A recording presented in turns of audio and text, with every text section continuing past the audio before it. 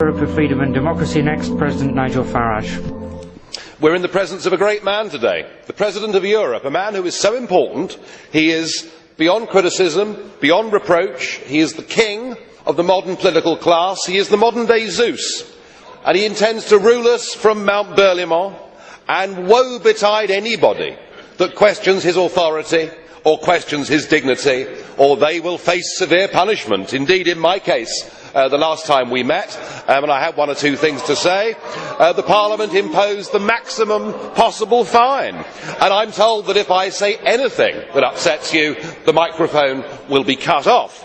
Well, what price free speech? What price democracy? But you've come back to us today, and now with the approval of Mr Sarkozy and Angela Merkel, you're the head of a new economic government for 500 million people. And you've launched your 10-year plan, your wish list, and I just wonder, have you remembered what happened to the last 10-year plan that was launched in 2000? It was launched in this Parliament to much acclaim. It was a total and utter crippling failure even before the global recession hit. And in fact, all centralised EU plans fail. Just look at the disastrous, ruinous common fisheries policy. And now your beloved euro has failed. It's failed politically at its first major hurdle. You weren't able to come up with a plan at that summit. You can't bail out Greece without the International Monetary Fund coming in to save, at least for the moment, your euro dream.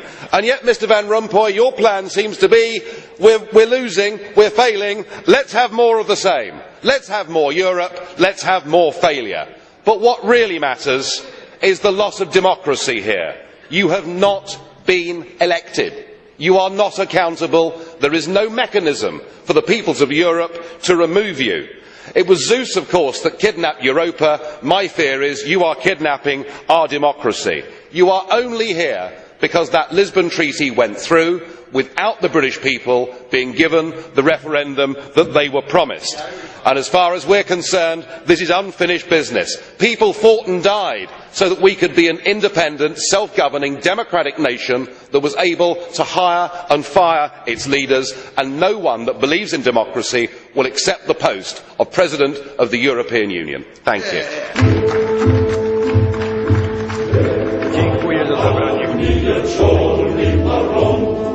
Słowa gotowią nam carskiej